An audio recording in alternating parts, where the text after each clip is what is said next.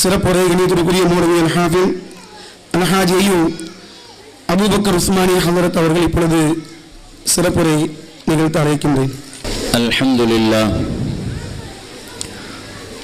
الذي هدانا لهذا وما كنا لنهتدي لولا أن هدانا الله غافر الذنب وقابل التوب شديد العقاب ذي الطول لا إله إلا هو إليه المصير أشهد أن لا إله إلا الله وحده لا شريك له جل عن الشبيه والمثيل والكفر والنظير وأشهد أن محمدًا عبده ورسوله وصفيه وخليله وخيرته من خلقه وأمينه على وحيه أرسله ربه رحمة للعالمين وحجة على العباد أجمعين صلى الله عليه وعلى آله الطيبين وأصحابه الغر الميامين ما اتصلت عين بنظر ووعت أذن بخبر وسلم تسليما كثيرا أما بعد فقد قال الله تعالى في كلامه القديم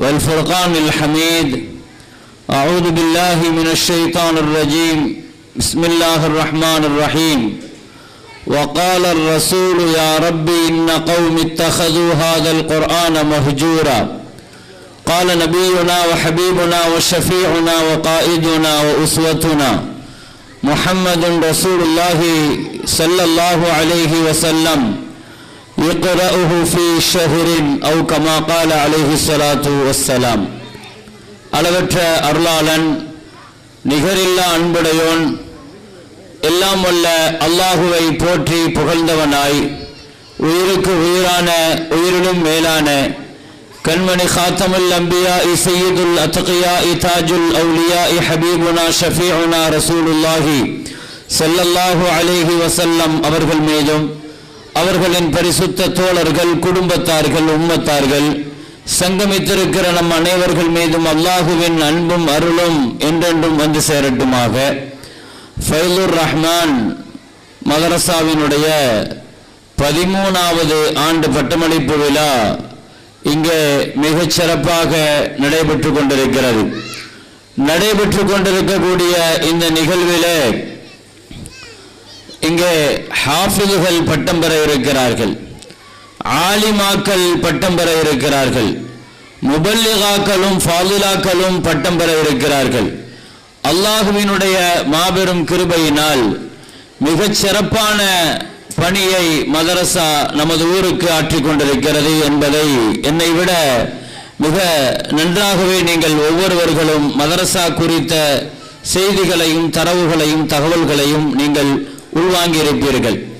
2010 ஆரம்பிக்கப்பட்ட இந்த மதரசாவினுடைய வளர்ச்சி என்பது அல்ஹம்துலில்லாஹ் ஒரு 14 வருடத்தில் ஒரு அபாரமான வளர்ச்சியை நோக்கி ஒரு கட்டுப்பாடாக காலத்திற்கு தேவையான கருத்துக்கள் உள்ள கல்வியை சமூகத்திற்கு மிக தரமாக தந்து கொண்டிருக்கக்கூடிய மதரசா ஃபைலுர் ரஹ்மான் அரபு கல்லூரி. அது ஒரு தனித்துவமான மதரசா என்பதை நீங்கள் அறிவீர்கள். சிறப்பான இந்த மதரசாவினுடைய இந்த பட்டமளிப்பு விழா நிகழ்விலே கலந்து கொண்டு மாணவிகளுக்கும் மாணவர்களுக்கும் பட்டம் தர வருகை தந்திருக்கிற எங்களுடைய ஆசிரியர் பெருந்தகை கண்ணியத்திற்கும் மரியாதைக்கும் உரிய ஹதரத் கிபிலா அவர்களே, சங்கையான சிறப்பான இந்த நிகழ்வை மிக சிறப்பாக நடத்தி கொண்டிருக்கிற சங்கைக்கும் மரியாதைக்கும் உரிய மதரசாவினுடைய கண்ணியத்திற்குரிய உஸ்தாது பெருந்தகைகளே, ஆசிரியர் பெருமக்களே, சிறப்பான இந்த நிகழ்வை ஊக்கப்படுத்தி முன்னிலை வகித்து சிறப்பு செய்து கொண்டிருக்கக்கூடிய சமுதாயத்தினுடைய சங்கைமிக்க பெரியவர்களே, மரியாதைக்குரிய நிர்வாக பெருமக்களே, ஜமாத்தார்களே, தாய்மார்களே, சகோதரிகளே, மாணவிகளே, ஆரம்பமாக என் சலாமை முன்வைத்து துவக்கம் செய்கிறேன். அஸ்ஸலாமு அலைக்கும் வரஹ்மத்துல்லாஹி வபரகாத்துஹு. இங்கே எனக்கு முன்னால் ஒரு 2 பெருமக்கள் பேசினார்கள். மதரசாவினுடைய உஸ்தாதாக மரியாதைக்குரிய முஸ்தபா ஹசரத் அவர்களும் ஸ்கூலினுடைய பேராசிரியராக அண்ணன் மஜீத் அண்ணன் அவர்களும் 2 பேர்கள் மிகச் சிறப்பான ஒரு கருத்தை இங்கே முன்வைத்தார்கள். எங்கள் மதரசா என்பது, மதரசாவில் நாங்கள் கொடுக்கிற தரமான கல்வி குறித்து பேசிய மரியாதைக்குரிய ஹசரத் அவர்கள் காலத்திற்கு தேவையான கல்வியை, உலகத்தினுடைய கல்வியை பாதிக்காத வகையில், அதே சமயத்தில் இந்த கல்விக்கான அழுத்தத்தோடும் மிக கட்டுக்கோப்பாகவும் நாங்கள் தரமான கல்வியை கொடுக்கிறோம் என்றும், மறுபுறத்தில் ஸ்கூலிலே ஆன்மீக கல்வியை, தீனுடைய கல்வியை நாங்கள் கொடுக்கிறோம் என்பதையும் இங்கே மிக சரியான கருத்தை 2 பெருமக்கள் பதிவு செய்திருக்கிறார்கள். 2 கருத்தின் ஊடாக இன்றைக்கு நாம் யோசிக்க வேண்டியது இதுதான். மதரசாக்களில் உலக கல்வியினுடைய மோகமும் தாக்கமும் அதிகமாகிக் கொண்டிருக்கிறது. இதை நீங்கள் அறிவீர்கள். தமிழக அளவில் மதரசாக்கள் என்பது ஒரு பெரிய வீழ்ச்சியை நோக்கி அரபு மதரசாக்கள் போய்க் கொண்டிருக்கிறது. அரபு மதரசாக்களினுடைய வீழ்ச்சி, மக்தபு மதரசாக்களினுடைய வீழ்ச்சி, இதுவெல்லாம் நம்முடைய கவனங்களுக்கு வருகிறதோ இல்லையோ, மிகப்பெரிய அளவில் உலக மோகத்தால், உலக கல்வியால் பெரிய அளவில் ஈர்க்கப்பட்டிருக்கிற சமூகம் மதரசாக்களினுடைய தனித்துவத்தை கொஞ்சம் கொஞ்சமாக இழந்து கொண்டிருக்கிறது. இது போன்ற காலகட்டத்தில் மதரசாக்களை காப்பாற்றுவதற்காக, மதரசாக்களுடைய போராட்டங்களுக்கு ஊக்குவிப்பதற்காக உலகத்தினுடைய கல்வியை மதரசாவுக்கு உள்ள நம்ம என்ட்ரு பண்ணிட்டோம். உலக கல்வியை கொண்டு வந்து வச்சாவது, இதை சொல்லிக் கொடுத்தாவது, டியூஷன் சொல்லிக் கொடுத்தாவது, அல்லது எப்படியாவது அவர்களை ஒரு டிகிரி வாங்க வைத்தாவது, அதற்கான கேரண்டி கொடுத்தாவது பிள்ளைகளை எப்படியாவது மதரசாவுக்கு கொண்டு வந்தாரலாம். இரு கல்வி திட்டங்கள் என்பது இன்றைக்கு அமோகமாக அட்மிஷன்கள் போய் கொண்டிருக்கிறது. தனித்துவமான அரபு மதரசாக்களினுடைய சேர்க்கைகளை விட, மாணவர்களுடைய எண்ணிக்கைகளை விட, இது போன்ற மதரசாக்களினுடைய எண்ணிக்கைகள், பிள்ளைகளுடைய எண்ணிக்கைகள் உண்மையில் ரொம்ப அதிகமாகத்தான் இருக்கிறது. இது என்ன காரணம்னா, மக்கள்கிட்ட பெரிய அளவுல வரவேற்பு. மற்றொரு புறத்தில் என்னன்னா, மார்க்க கல்வியை எடுப்பதற்காக உலக கல்வியை நாங்கள் விடுவதற்கு தயாராக இல்லை. நல்ல விஷயம்தான், நல்ல விஷயம்தான். ஆனால் அதை உள்ளே கொண்டு வருகிறோம். அல்ஹம்துலில்லாஹ். அதன் வழியாக மதரசாக்கள் பாதுகாக்கப்படுகிறது என்று நாங்கள் நம்புகிறோம். மதரசா கல்வி பாதுகாக்கப்படுகிறது என்று நாங்கள் நம்புகிறோம். அதை சேர்த்து கொடுத்தால்தான் மதரசா என்பது எதிர்காலத்தில் அது பயணிக்க முடியும் என்று நாம் நம்புகிறோம். ஆனா மறுபுறத்தில் இன்னொரு காரியத்தையும் நாம செய்யணுமா இல்லையா? எந்த ஸ்கூல்ல உலக கல்வி மாத்திரம் சொல்லிக் கொடுக்கப்படுகிறதோ அந்த ஸ்கூலை நோக்கி தீனுடைய கல்வியை புகுத்துவதற்கான, அந்த இடத்திற்கு இந்த கல்வியை கொண்டு போவதற்கான முயற்சியில் இந்த சமுதாயம் சமமாக ஈடுபட்டிருக்கிறதா என்பதுதான் சுய பரிசோதனை செய்ய வேண்டும். விரல் விட்டு எண்ணுகிற அளவுக்கு அண்ணன் மஜீத் சார் அவர்கள் சொன்னது போல நம்முடைய ஸ்கூல்ல அல்ஹம்துலில்லாஹ் இப்படி நாங்கள் அரபு பாடங்களை இங்க கொண்டு வந்துட்டோம், நிஸ்வானுடைய வகுப்புகளை இங்க கொண்டு வந்துட்டோம், பட்டமெல்லாம் நாங்கள் கொடுக்க போகிறோம் என்றெல்லாம் நல்ல வரவேற்புக்குரிய விஷயம். இது ஒரு மதரசாவோடு நிற்கக்கூடாது, ஒரு ஸ்கூலோடு நிற்கக்கூடாது. நம்மை சுற்றி இருக்கிற எல்லா ஸ்கூல்களையும் குர்ஆனுடைய இல்மு போகணும், தீனுடைய இல்மு போகணும், அகீதாவுடைய இல்மு போகணும். மதரசாக்களுக்கு இந்த இல்மு கொண்டு வருவதற்கு எவ்வளவு தூரம் நாம முயற்சி செய்தோமோ, மறுபுறத்தில் இந்த இல்ம அந்த ஸ்கூல்களுக்கு கொண்டு போவதற்கான முயற்சியில நாம பெரிய அளவுல மெனக்கெடணும். அதற்காக பெரும் முயற்சி எடுக்கணும், அதற்காக பெரிய பாடுபடணும்.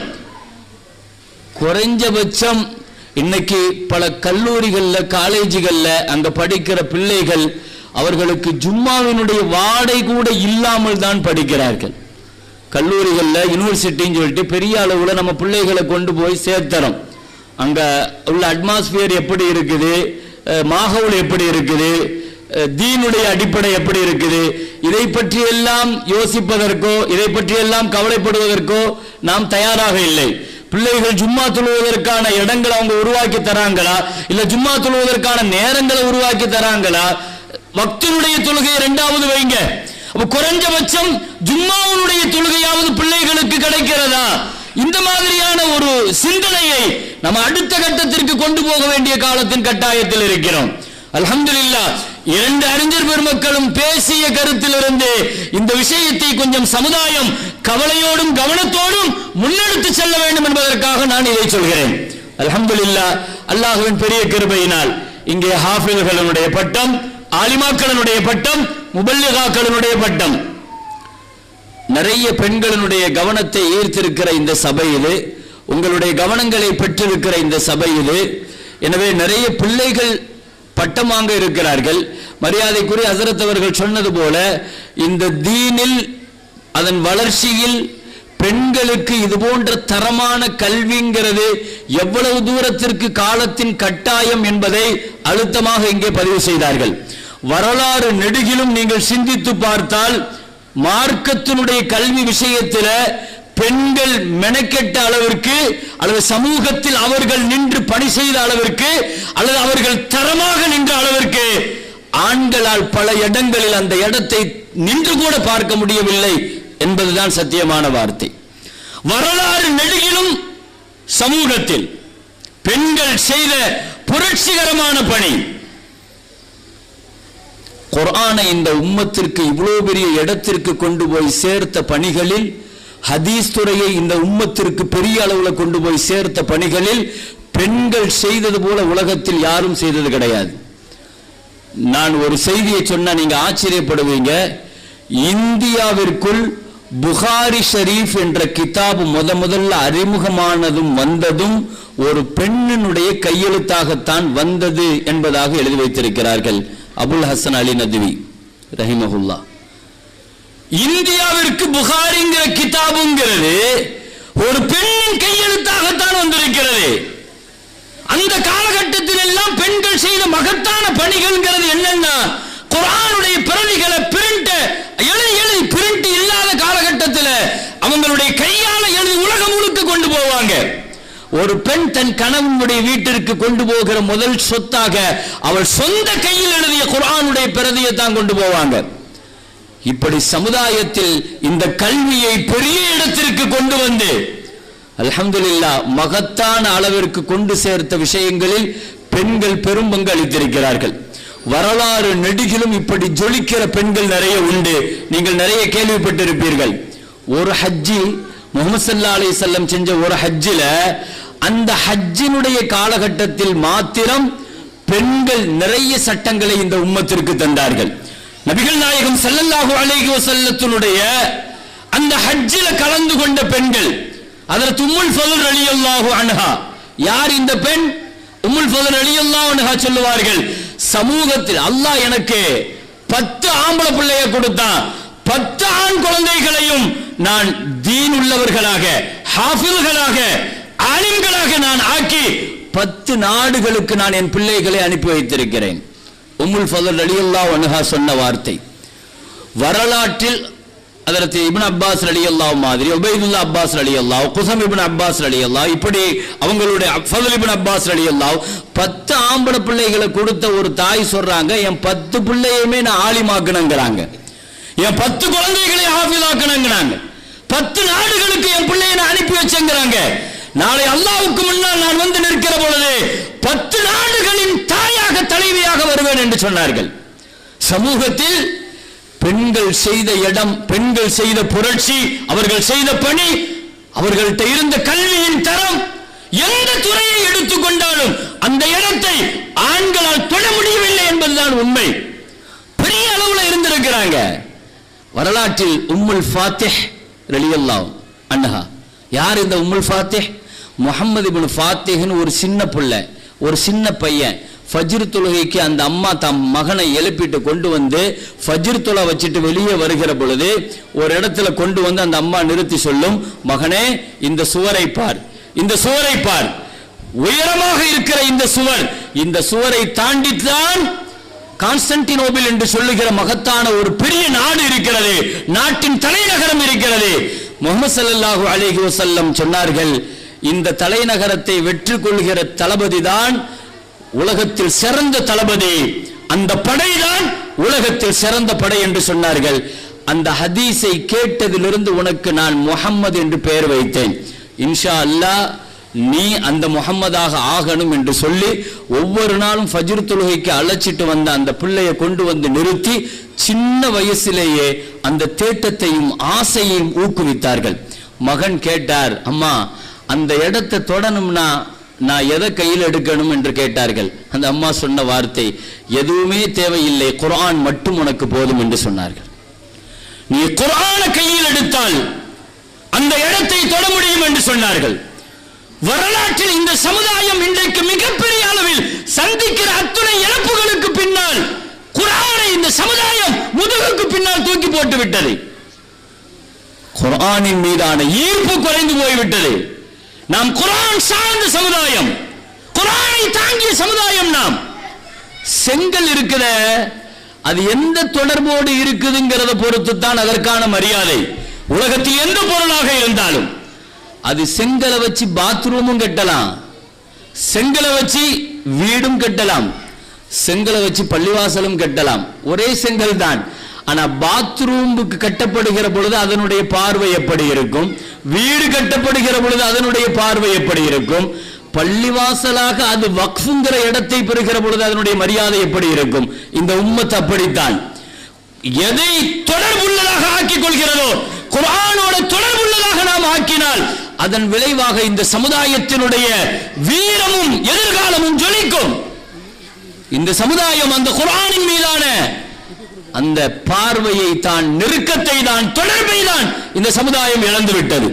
மீட்டெடுக்க வேண்டிய காலத்தின் கட்டாயத்தில் இருக்கிறோம். குர்ஆனுடைய தொடர்பை மீட்டெடுக்க வேண்டும். மரியாதைக்குரிய ஹஜ்ரத் அவர்கள் சொன்னது போல இமாம் ஷாஃபி ரஹ்மத்துல்லாஹ், ஒரு பிள்ளையை உருவாக்குறதுங்கிறது எங்கே தொடங்குகிறது? நிறைய தாய்மார்கள் இங்கே இருக்கிறீர்கள். இமாம் ஷாஃபி ரஹ்மத்துல்லாஹ் காசாவிலே பிறந்த குழந்தையை, ஒரு யதீமான பிள்ளையை மக்காவுக்கு அந்த தாய் கொண்டு வராங்க. 3 வயசு தான் இருக்கும். காபத்துல்லாஹ்வை தவாஃப் செஞ்சுட்டு அல்லாஹ்ட்ட சொல்லுச்சு அந்த அம்மா, யா அல்லாஹ், என் பிள்ளையை இந்த உம்மத்துக்கு நான் இமாமாக்கி கொடுக்கிறேன் என்று சொல்லிட்டு போய் உஸ்தாதிட்ட என் பிள்ளையை நீங்க ஹாஃபிலாக்கி தாங்கன்னு சொல்லுச்சு. ஒரு 3 வயசு பிள்ளையை கொண்டு வந்து கொடுத்து என் பிள்ளையை ஹாஃபிலாக்கி கொடுங்கன்னு சொல்லுச்சு. உஸ்தாது பிள்ளையை வச்சு ஓதுவதற்காக ஆரம்பித்தார். பிஸ்மில்லான்னு ஆரம்பிக்கிறார். 3 வயது குழந்தை பிஸ்மில்லான்னு ஆரம்பிச்ச உடனே அந்த குழந்தை ஓத ஆரம்பிக்குது. ஓதி 15 ஜுசுவை மனப்பாடமாக ஓதுது. 15 ஜுசுவை 3 வயசு குழந்தை மனப்பாடமாக முடிக்கிறது. உஸ்தாது திகைத்து போய்விட்டார். நீ ஓத வந்திருக்கியா, ஓதி கொடுக்க வந்திருக்கிறியான்னு கேட்டாராம். இப்ப 3 வயசு பிள்ளை 15 ஜுசுவை ஓத முடியுமா? குர்ஆனுக்கு மட்டும்தான் அது சாத்தியம். இந்த உம்மத்து குர்ஆனை பார்க்கிற பார்வையில் குறை இருக்கிறது. உலகத்தில் நம்மிடத்தில் இருக்கிற ஒரு மஹ்லூக் இல்லாத, ஒரு படைப்பு இல்லாத ஒரு பொருளுங்கிறது குர்ஆன் மட்டும்தான். குர்ஆனுங்கிறது படைப்பு கிடையாது, அது அல்லாஹ்வினுடைய கலாம். அது அதை பெற்றிருக்கிற இந்த சமுதாயம் அதனுடைய மதிப்பை, அதனுடைய அந்தஸ்தை மிகச் சரியாக இந்த சமுதாயம் உணரவில்லை. மஹமூதுல் ஹசன் ரஹ்மத்துல்லா, ஷேகுல் ஹிந்த் ரஹ்மத்துல்லா சிறையிலே அடைக்கப்பட்டார்கள் பிரிட்டிஷால். அவர்களுடைய மாணவரும் உள்ளே அடைக்கப்பட்டார்கள். ஹுசைன் அகமது மதனி மாணவரும் உஸ்தாதும் ஆங்கிலேயர்களால் சிறையில் அடைக்கப்படுறாங்க. 4 வருஷம் சிறைச்சாலை வாழ்க்கை. முதல் வருஷம் ரமலானை சந்திக்கிறாங்க. உஸ்தாது ரொம்ப கவலையோடு இருந்தார், ரொம்ப கவலையோடு இருந்தார். மாணவர் கேட்டார், ஹுசைன் அகமது மதனி ரஹ்மத்துல்லாஹ், என்ன ரொம்ப கவலையா இருக்கிறீங்க? இல்ல, ரமலான் வந்துருச்சு, சிறையில மாட்டிக்கிட்டோம், நானும் ஹாஃபிஸ் இல்ல, ஆனா குர்ஆன் ஓதி எப்படி குர்ஆனை கேட்க போறேன்னு தெரியலையே இந்த ரமலான்ல என்று சொன்னவுடன் தன்னுடைய உஸ்தாதுக்காக ஒவ்வொரு நாளும் மனப்பாடம் செய்து ஒரு ஜுசுவை மனப்பாடம் செஞ்சு 30 நாள்ல ஹாஃபில் ஆனாங்க ஹுசைன் அகமது மதனி ரஹ்மத்துல்லாஹ். சிறைச்சாலையில வச்சு. சாத்தியமா? யோசிப்பதற்கு ஒன்றுமில்லை. குர்ஆனில் மட்டும்தான் அது சாத்தியம். குர்ஆன்ங்கிறது அல்லாஹ்வுடைய கலாம். அது ஒரு நாளில் 5 வயசு பையன் ஓதுறான், 50 வயசு வயதானவர் ஓதுகிறார், 6 வயது சிறுவன் ஓதுகிறார், 60 வயது உள்ளவர் ஓதுகிறார். நாவில் ஓடுவது அல்லாஹ்வின் கலாம். அது ஆயத்தது, அல்லாஹ்வின் மகத்தான சக்தி. அது ஓட முடியுமா? மனப்பாடம் செய்ய முடியுமா? இந்த வயசில் எல்லாம் சாத்தியமா? இப்பொழுதெல்லாம் முடியுமா? பெருமக்களே, வரலாறு திரும்பிக் கொண்டிருக்கிறது. குர்ஆனுக்கு மாத்திரம் எந்த இடத்திலேயும் நீங்கள் எந்த காரணத்தையும் தேட முடியாது. வரலாற்றில் தாத்தாரியர்கள் சொல்லிட்டு ஒரு பெரிய ரவுடி கூட்டம் இஸ்லாமிய சாம்ராஜ்யத்திற்குள் நுழைந்து பக்தாத் நகரத்தையே சல்லடையாக்கி கிட்டத்தட்ட 8 லட்சம் முஸ்லிம்களை கொன்று குவித்தார்கள். ஒரு நாள்ல மட்டுமே பக்தாதுல 2 லட்சம் பேரை கொலை செஞ்சாங்க தாத்தாரியர்கள். மங்கோலியர்கள் சொல்லுவாங்க, வரலாற்றை நீங்க படிச்சு பாருங்க. அகண்ட இஸ்லாமிய சாம்ராஜ்யத்திற்குள்ள நுழைந்த யானை கூட்டங்களை போல சின்னாபின்னமாக்கி தாத்தாரியர்கள் 8 லட்சம் பேர்கள் கொன்று குவித்த வரலாற்றில் அவர்கள் கடைசியாக இந்த முஸ்லிம்களை முடிவுக்கு கொண்டு வரணும்னா முஸ்லிம்களுடைய சக்தி எது என்று வரலாற்றில் அவங்க தேடி பார்த்தாங்க. வரலாற்றில் குர்ஆன் தான் அவர்களுடைய மகத்தான சக்தியாக இருக்கிறது. முஸ்லிம்கள்ட்ட இருந்து குர்ஆனை எடுத்தரணுங்கிற முடிவுல வந்து அவர்கள் உலகம் முழுக்க குர்ஆனை திரட்ட சொன்னார்கள். குர்ஆனுடைய பிரதிகளை திரட்ட சொன்னார்கள். பக்தாத் நகரத்தினுடைய நிசாமியா பல்கலைக்கழகத்திலிருந்து குர்ஆனை எடுத்தார்கள், கிதாபுகளை எடுத்தார்கள். அத்தனையும் கொண்டு வந்து நடு ரோட்டில் போட்டு எரித்தார்கள். திஜ்ரா நதியில விட்டாங்க. 2 மாத காலங்கள் எதிரிகள் பயணித்ததை கிதாபுகளின் மீதும் குர்ஆனின் மீதும் தான். அந்த நதியில 2 மாசமா கருப்பாக கலங்களாக ஓடியதாம் அந்த நதி. ஒட்டுமொத்தமா குர்ஆனை கொண்டு வந்து போட்டு எரிச்சிட்டு அவங்க போட்ட சப்தம், நாங்கள் குர்ஆனை முஸ்லிம்ல இருந்து பிரிச்சிட்டோம் எரிச்சிட்டோம் சொன்ன உடனே ஒரு 5 வயசு பையன் ஓடி வந்து பக்தாதினுடைய தலைநகரத்தில் நின்று கொண்டு பிஸ்மில்லாஹிர் ரஹ்மானிர் ரஹீம் அந்த பையன் அந்த இடத்துல இருந்து ஓதுறா முழு குர்ஆனையும் 5 வயசு பையன் ஓதி முடிக்கிறான். இவர்கள் திகைத்து போனார்கள். குர்ஆன் என்பது ஏட்டிலா இருக்கிறது, நூலிலா இருக்கிறது, எங்கே பதிவு செய்யப்பட்டிருக்கிறது? அழிக்க முடியாத கல்விலே பதிவு செய்யப்பட்டது குர்ஆன், இதயங்களில் பதிவு செய்யப்பட்டது. கடைசி ஹாஃபிதுகள் இருக்கிற வரை இந்த குர்ஆனை யாரும் ஒன்றும் செய்துவிட முடியாது என்பதை அப்பொழுதுதான் தாத்தாரியர்கள் உணர்ந்தார்கள். குர்ஆனுங்கிறது அல்லாஹ் இதயத்துல நஸல பிஹி ரூஹுல் அமீன், ஜிப்ரீல் அலைஹிஸ்ஸலாம் இறங்குறதே கல்புல தான் இறங்குவாங்க. ஸல்லல்லாஹு அலைஹி வஸல்லத்தினுடைய இதயத்தில் தான் குர்ஆன், இதயங்களில் இருந்து இதயங்களுக்கு குர்ஆன், அது அப்படித்தான் வந்தது. குர்ஆன் என்பது இதயங்களின் வழியாகத்தான் அடுத்த கட்டத்திற்கு வந்தது. 5 வயது சிறுவன் ஓதுகிறான், திகைத்து போய் நிற்கிறார்கள். எப்படி முடிந்தது?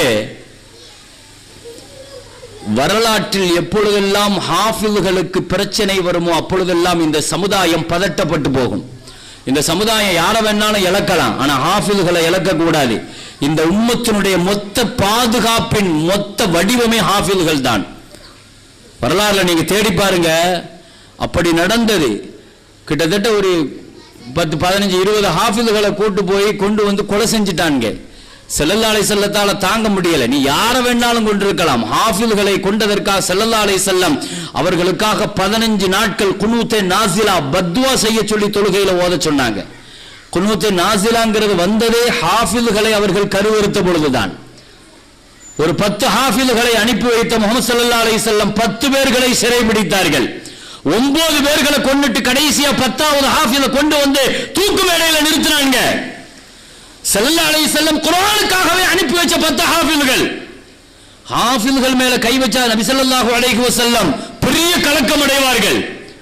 ஏன்னா இந்த உம்மத்தினுடைய சொத்து அவர்களை எந்த காரணத்திற்காக வேண்டியும் இழக்க கூடாது. 9 பேரை கொண்டுட்டு கடைசியா 10வது ஒரு ஆளை வச்சு கொஞ்சம் விளையாடலாம்னு நினைச்சானுங்க. கொண்டு வந்து நிறுத்தி கேட்டானுங்க, நீ நிக்கிற இடத்துல உன்னை அனுப்பின முகமது நிப்பாட்டுறோம் ஸல்லல்லாஹு அலைஹி வஸல்லம், நிறுத்துறதாக நீ கொஞ்சம் கற்பனை செஞ்சுட்டு இறங்கிருன்னு சொன்னாங்க. அவர் சொன்னார், நான் என் மனைவி மக்களோடு சந்தோஷமாக இருக்க என் உயிரிலும் மேலான கண்மணியினுடைய காலில் ஒரு முள் குத்துனா கூட என்ன கற்பனை செய்ய முடியாதுன்னு சொல்லிட்டாங்க. கடைசியா அந்த ஹுபைப் ரலியல்லாஹுங்கிற ஹாஃபில கடைசியா தூக்கு மேடையில ஏற்றும் போது ஒரே ஒரு வார்த்தை தான் கேட்டாங்க, ஒரு 2 ரக்காத்து மட்டும் எனக்கு தொழுகிறதுக்கு அனுமதி கொடு என்று சொல்லிட்டு இறங்கி தொழுது முடித்து விட்டு மீண்டும் தூக்கு மேடையில் ஏறிய பொழுது ஹுபைப் ரலியல்லாஹு சொன்ன வார்த்தை, ரப்பே என் சலாமை என் ஹபீப் ஸல்லல்லாஹு அலைஹி வஸல்லத்துக்கு எத்தி வைத்து விடு, என்னை இந்த நிலைக்கு ஆளாக்கின யாரையும் நீ விடக்கூடாது என்று சொல்லி தூக்கு மேடையின் கயிற்றை கழுத்திலே மாட்டுகிறார்கள். தூக்கிலே தொங்க விடப்பட்ட ஹுபைப் ரலியல்லாஹு அங்கே முஹம்மது ஸல்லல்லாஹு அலைஹி வஸல்லம் மஸ்ஜிது நபவியில் இருந்து கொண்டு ஸல்லல்லாஹு அலைஹி வஸல்லம் சஹாபிகளோடு இருந்து கொண்டு சொன்னார்கள், இப்பொழுது என்னுடைய ஹுபைப் தூக்கு மேடையில் ஏற்றப்படுகிறார். இங்கே லைவ் கொடுக்கிறாங்க ஸல்லல்லாஹு அலைஹி வஸல்லம். இப்பொழுது சலாம் சொல்லி அனுப்புகிறார், இப்பொழுது தொழுகிறார். சஹாபிகளுக்கு சொல்லிக்கொண்டே இருக்கிற அந்த காட்சி முடிந்தது. சில நாட்கள் முஹம்மது ஸல்லல்லாஹு அலைஹி வஸல்லம் முகத்தில் சரியான சிரிப்பில்லை, கடுமையான கவலை. போய் கேட்டார்கள் சஹாபாக்கள், யா ரசூலல்லாஹ், சரியான முறையில் சாப்பிட மாட்டேங்கீங்க, தூங்க மாட்டேங்கீங்க, முகத்தில் இவ்வளவு கவலையோடு இருக்கிறீங்க. ஸல்லல்லாஹு அலைஹி வஸல்லம் சொன்னார்கள், என்னுடைய ஹுபைபினுடைய உடலை வைத்து அவர்கள் விளையாடுகிறார்கள். அவர் தூக்கு மேடையில் ஏற்றப்பட்டு 40 நாட்கள் ஆகிறது, இன்னும் அந்த உடலை அடக்காமல் தொங்க விட்டு வைத்திருக்கிறார்கள்.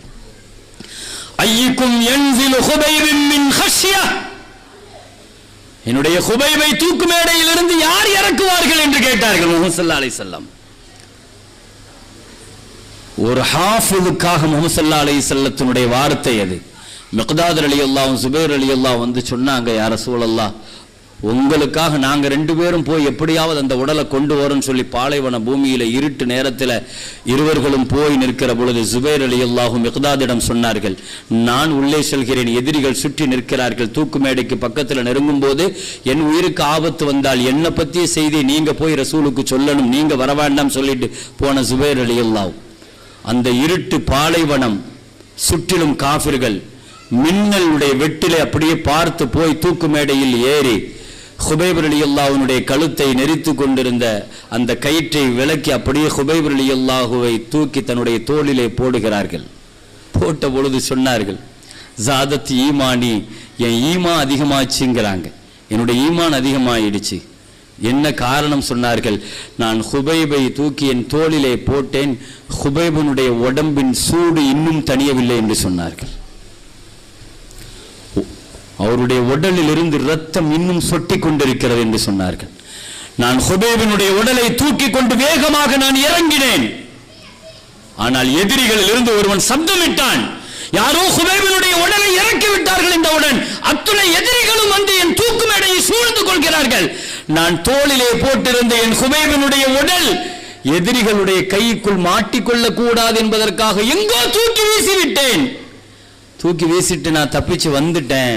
ஸல்லல்லாஹு அலைஹி வஸல்லம் முகத்தை பார்த்தேன், சிரிச்சாங்க, சந்தோஷமா இருந்தாங்க. யா ரசூலல்லாஹ், உங்க ஆசையை நிறைவேற்ற முடியல யா ரசூலல்லாஹ்னு சொன்னப்ப, உங்களுக்கு தந்த வேலையை நீங்க செஞ்சிட்டீங்க. ஐயுக்கும் யன்ஸிலு ஹுபைபுன்னு நான் கேட்டேன், ஹுபைபை யார் இறக்குவீங்கன்னு தான் கேட்டேன். நீங்கள் அந்த உடலை தூக்கி வீசிய பொழுது பூமி பிளந்தது, வபுதலகஹு, பூமியே தஃபன் செய்து முழுங்கி விட்டது என்று சொன்னார்கள். எதிரிகளுடைய கைக்குள் ஹுபைப் மாட்டிக்கொள்ள கூடாது என்பதற்காக அல்லாஹுவே பூமிக்கு உத்தரவிட்டு தஃபன் செய்து விட்டான் என்று சொன்னார்கள் ஸல்லல்லாஹு அலைஹி வஸல்லம்.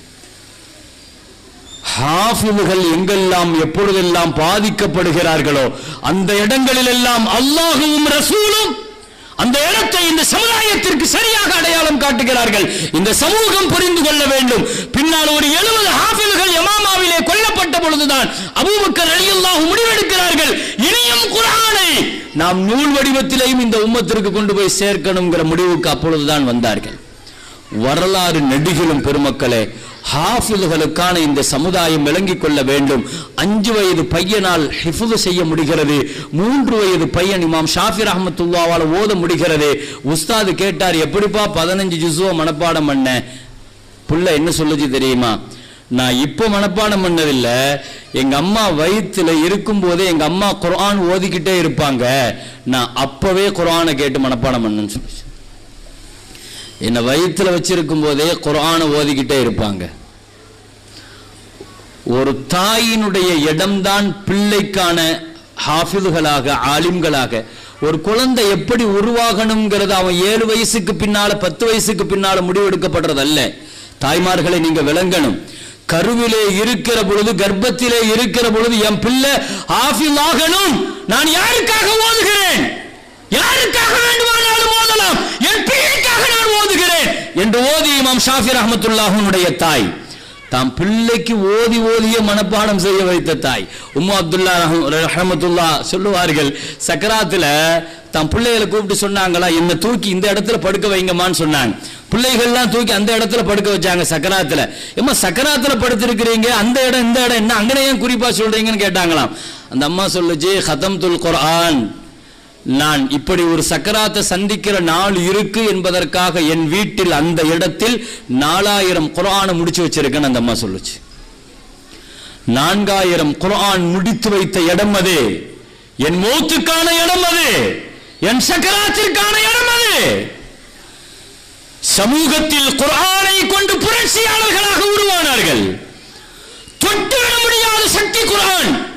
அந்த சக்தியை தழுவி நிற்கிற தகுதி கூட இந்த சமுதாயத்திற்கு இல்லாததனால்தான் கண்டவர்களில் எல்லாம் இந்த சமுதாயம் மிகப்பெரிய அளவில் பின்னடைவை சந்தித்துக் கொண்டிருக்கிறது. அரசியல் ரீதியாக, அதிகார ரீதியாக, ஆன்மீக ரீதியாக இந்த சமுதாயத்துக்கு இருக்கிற பிரச்சனைகள். கடந்த காலங்களில் இந்த சமூகம் முடக்கப்படுகிற பொழுதெல்லாம் குர்ஆனை முன்வைத்தே முடக்கப்பட்டது. எழுந்த பொழுதெல்லாம் குர்ஆனை முன்வைத்தே எழுந்தது. குர்ஆனை முன்வைத்துத்தான் எழுந்தது. உலகத்தை பிரசித்தி பெற்ற 2 காரிகளுடைய செய்தியை நான் சொல்றேன், நீங்க ஞாபகத்தில் வைங்க. எகிப்தினுடைய காரி அப்துல் பாசித், எகிப்தினுடைய காரி அப்துல் பாசித், அவருடைய கிராத்தை கேட்காதவங்க இருக்க மாட்டேங்க. கேட்கலன்னா கேட்டு பாருங்க, அப்படியே மெய்மறக்க செய்து விடுவார். அப்துல் பாசித்தினுடைய கிராத். அவர்கிட்ட ஒரு தடவை அமெரிக்கால ஒரு பேட்டி எடுக்கிறாங்க 79ல ஒரு மீடியால. நீங்க உலகம் முழுக்க குர்ஆன் ஓதிக்கிட்டே இருக்கிறீங்க, உங்க குர்ஆனுடைய சப்தம் உலகம் முழுக்க ஒலிக்குது, உங்க குர்ஆனுக்கு மயங்காதவங்களே இருக்க. முதல்ல குர்ஆனை தான் ஓத சொல்லுவார். குர்ஆனை தான் என்ன ஓத சொல்லுவார். நீங்க சமீபத்தில் கூட நீங்க பார்த்திருப்பீங்க, அல்லாஹ்வுடைய கிருபையில துருக்கியினுடைய அதிபர் அர்தோகானுடைய பேரப்பிள்ளை ஹாஃபில் ஆனார். ஹாஃபில் ஆனா அல்லாஹ் அக்பர், அதை பெருசா கொண்டாடினார். இதெல்லாம் துருக்கியில பெரிய மாற்றம். அது ஏன்னா ஒரு காலகட்டத்தில் லட்சக்கணக்கான ஹாஃபில்களை உருவாக்கின துருக்கி பின்னால ஒரு காலகட்டம் எப்படி ஆகி போச்சுன்னா, அங்க உள்ள மக்கள்கிட்ட போய் லுகர் அசர்ன்னு கேட்டா முழிக்கிறான். லுகர்னா என்ன, அசர்னா என்னன்னு.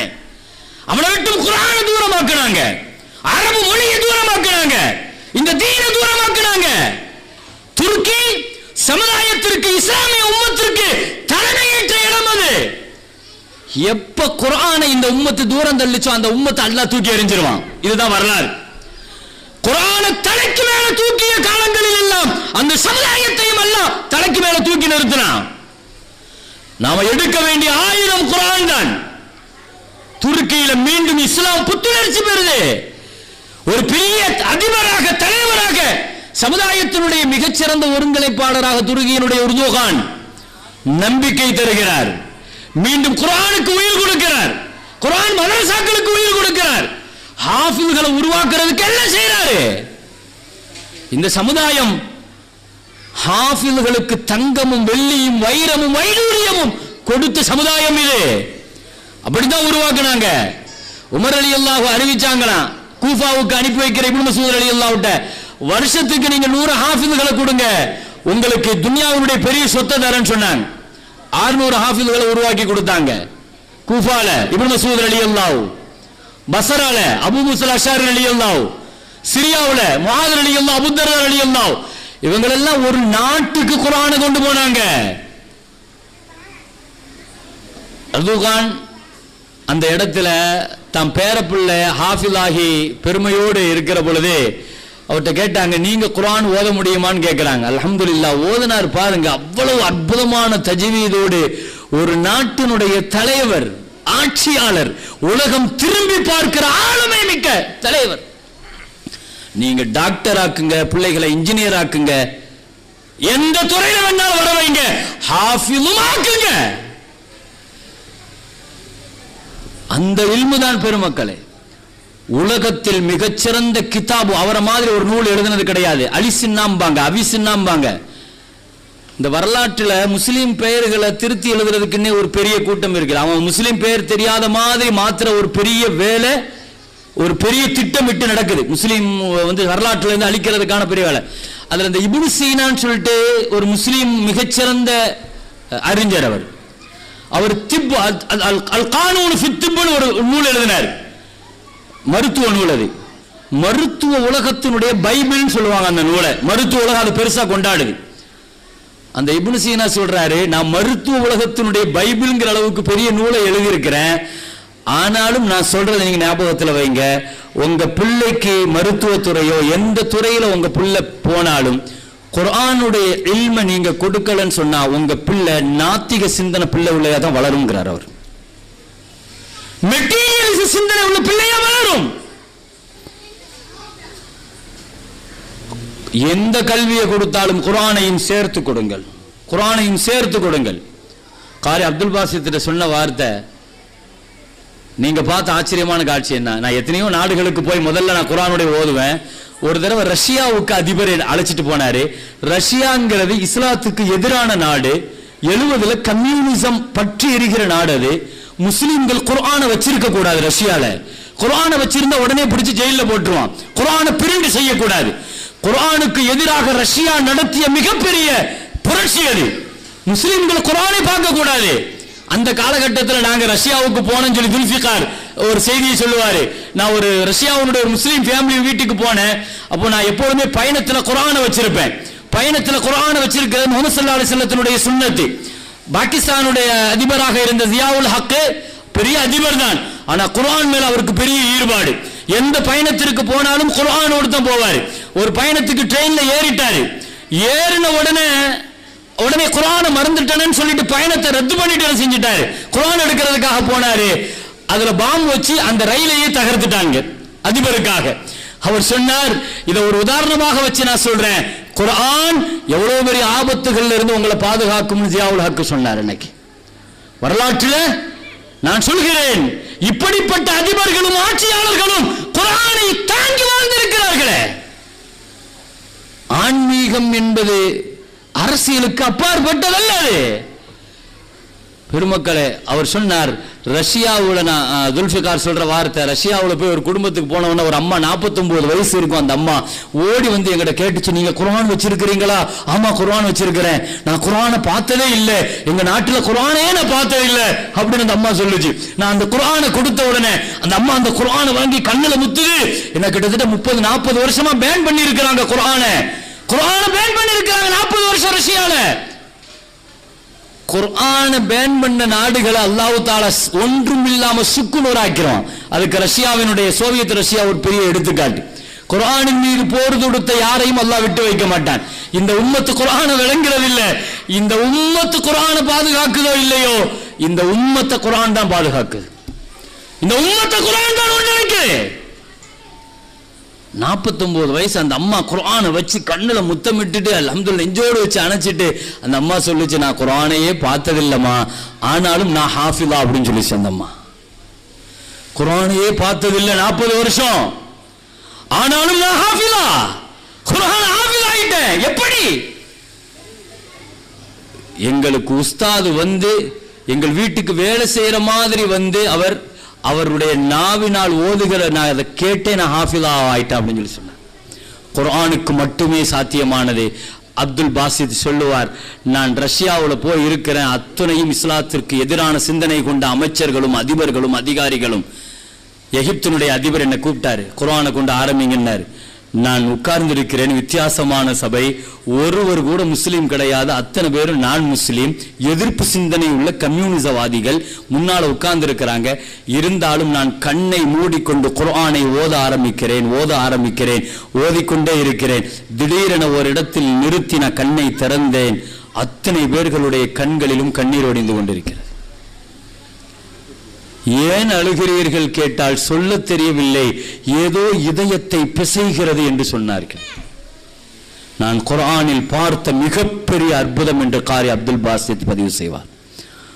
வரலாறு நெடுகிலும் இந்த உம்மத் தாய்மார்கள் குர்ஆனை தழுவி இருந்த காலகட்டத்தில் ஒரு தாய், என் கருவறையில் என் பிள்ளையை வைத்து நான் 15 ஜுசுவை ஹாஃபில் ஆக்கினேன் என்று ஒரு தாய் சொல்ல முடிகிறது என்று சொன்னால், தாய்மார்களே, என் பிள்ளை இமாம் ஷாஃபியாக ஆகணும் நீங்க ஆசைப்படுறது தவறு கிடையாது. ஆனா ஷாஃபியினுடைய தாயாக நான் ஆகணுங்கிறத நாம நினைக்கணுமா இல்லையா? ஒரு ஷாஃபியினுடைய தந்தையாக நான் ஆகணும், என் புள்ள முஹித்தீன் அப்துல் காதிர் ஜீலானி ரலியல்லாஹு மாதிரி ஆகணும்னு ஆசைப்படுறது தவறு கிடையாது. அவருடைய தாயாக நான் ஆகணும். என் பிள்ளை இமாம் புகாரியாக ஆகணும் ஆசைப்படுவது தவறு கிடையாது. இமாம் புகாரியினுடைய தாயாக தந்தையாக பிறக்கிற பொழுது இமாம் புகாரிக்கு பார்வை இல்லை. பார்வை இல்லாம இல்லாமல் பிறந்த இமாம் புகாரியை அந்த தாய் அல்லாஹ்விடத்தில் கேட்டார்கள், ரப்பே என் பிள்ளைக்கு கண்ணொளியை கொடு, என் பிள்ளையை கொண்டு நான் உலகம் முழுக்க கல்பொளியை கொடுக்கிறேன், இதயத்தை வெளிச்சமாக்குகிறேன். ஒரு தாயினுடைய வார்த்தை சமுதாயத்தை புரட்டி போட்டது. புகாரியை தெரியாதவங்க இருப்பாங்களா? சமூகத்தில் விளங்குங்கள் பெருமக்களே. தாய்மார்கள் தங்கள் பிள்ளைகளை எப்படி உருவாக்க போகிறீர்கள்? என் பிள்ளை ஹாஃபிலாகணுங்கிறத கருவில் இருக்கிற பொழுதே நீங்கள் உறுதி செய்யுங்கள், முடிவு செய்யுங்கள். நிறைவாக ஒரே ஒரு வார்த்தையை சொல்லி முடிக்கிறேன். ஹஜ்ஜினுடைய காலம் இது, ஹஜ்ஜினுடைய காலம் இது.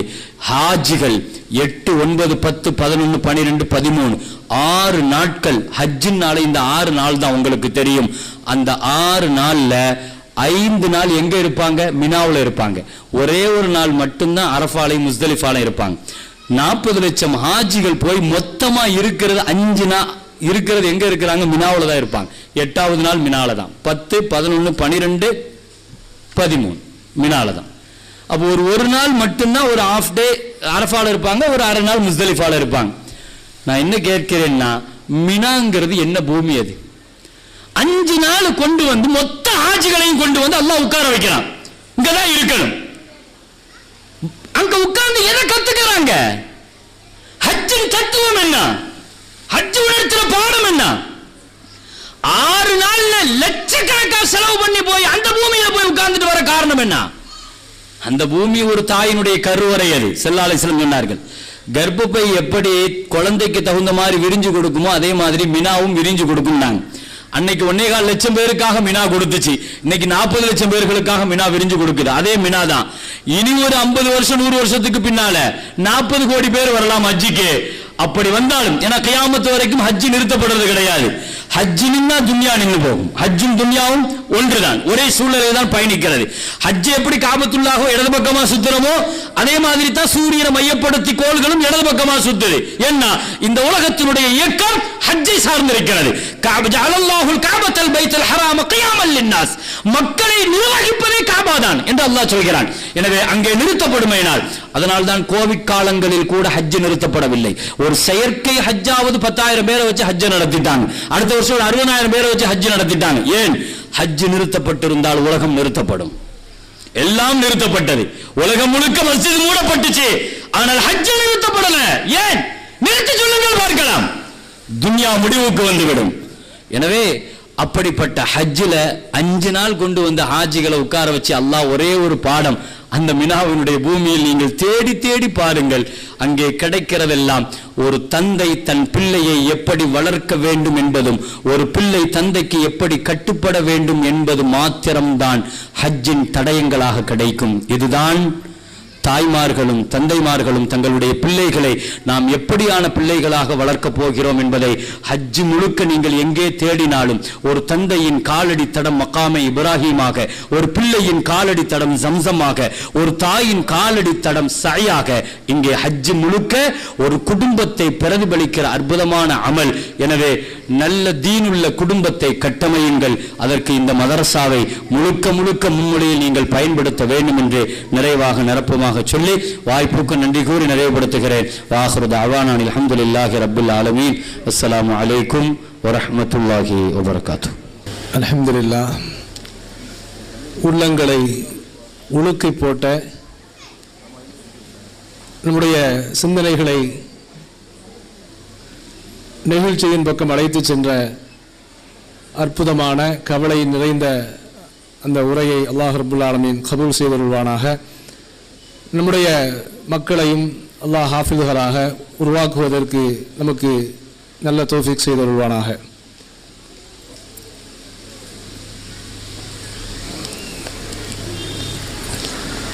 சனது வழங்கி பேருரை நிகழ்த்துவதற்காக வேண்டி வருகை இருந்திருக்கிற